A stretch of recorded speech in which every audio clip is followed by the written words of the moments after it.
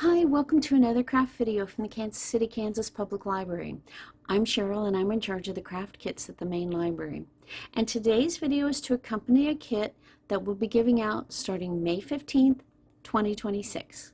But if you don't live anywhere near our library, or if you're watching this much later on our YouTube channel, don't worry, I'll tell you everything that's in the kit so you can make this project with your own supplies.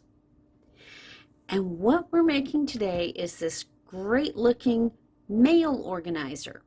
This hangs on the wall, just on a plain nail or something, and it has a little pocket, and you just use it to organize your mail, maybe your to-do lists, your shopping lists, anything like that. It's really easy, and it's a great way, if you're a sewer, it's a great way to use up those bigger scraps that you don't want to throw away, but you don't know what to use them for. This only takes 2 pieces of fabric that's about 20 inches across.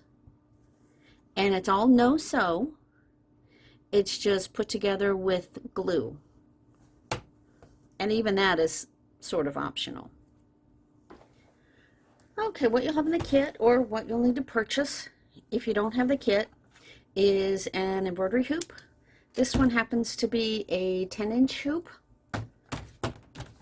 Then you will need 2 different colors of cotton, and each piece has to be big. They have to be big enough to fit the embroidery hoop, bigger than the hoop by at least a couple inches on each side. And these need to be thin enough. These are just quilting cotton, so they're thin. You can't really use heavy, thicker, like upholstery fabric. That won't work really well. Then you're going to have in the kit a tube of E6000 glue. Now this is optional. You don't have to glue it. It gives extra security if you do. But if you're not going to be putting anything heavy in it, this is optional.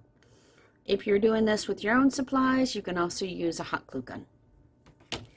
You will need to provide a pair of scissors. And you need to make sure that they are sharp enough that they will cut through fabric, because we're going to use this to cut the excess off. Okay, now how do you do this? This is super easy. This is probably one of the easiest crafts we've had in the kits. We're going to take these apart. If you've never used an embroidery hoop before, you have an outer ring that gets tightened and held on with the little screw nut. And to get the outer ring off, you just loosen it up so that it comes loose, and then you pull that off. We're going to work with the base first. Okay, so now I'm going to take whatever design I want on the back, on the back part, and figure out which direction I want the pattern to go, if it has a pattern. Okay. I'm going to take the other one that I'm going to use for the pocket, and I'm going to fold it in half,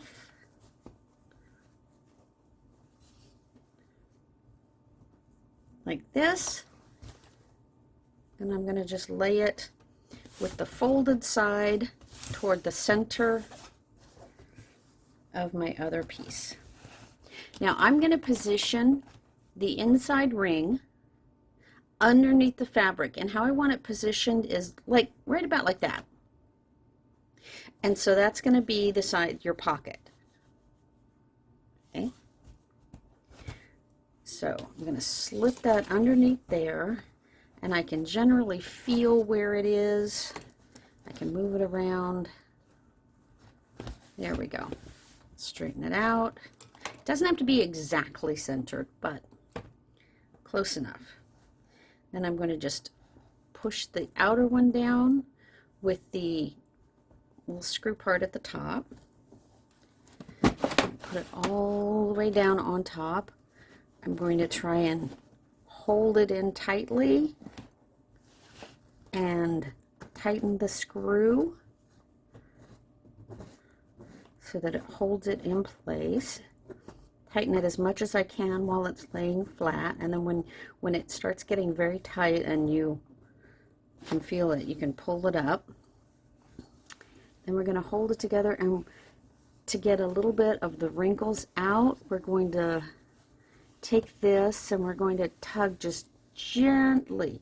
Don't pull too hard or else you'll pop the whole thing apart. Just to make it tight in the back. You can even take this and make sure this is loose enough that you can put something in it, and then tighten the screw as much as you can to hold it in place. All right, so I'm going to feel how tight this is. It feels like it's going to be secure. So I'm going to flip it over, and I'm going to need to cut off the excess fabric. Now don't cut it right down to the hoop. If you cut it too close to the hoop, you are going to have trouble with it slipping out. Cut it about an inch away from the hoop. So I'm going to go up here. I'm going to cut it about that far away. That's about an inch, 3/4 of an inch, something like that.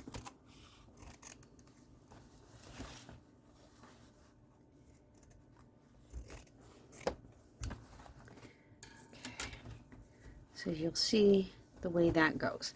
Now, if you like it flipped out, like this look, if it's going to hang on the wall flipped out like that, you might want to cut it a little bit longer, maybe 1.5 inches, so that you'll have enough to flip outward to form a ruffle. Or you can cut it a little bit shorter and you're going to have it flipped under, whichever look you like.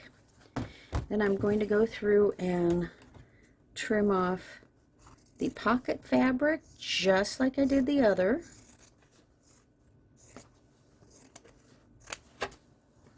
Now, we are going to, if you want, you can just leave it like this and put it on your wall.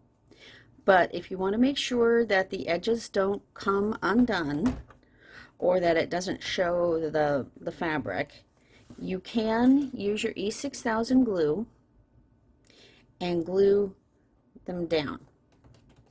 With the E6000 glue, there is a seal in the top of the tube, so we're going to have to puncture that before we use it. And they have a puncture tool in the back. You probably can't see that, but in the back of the lid. So when you take the lid off, just turn it around, puncture it like that, and you'll have a nice hole that you can then use your glue. Now when you do this,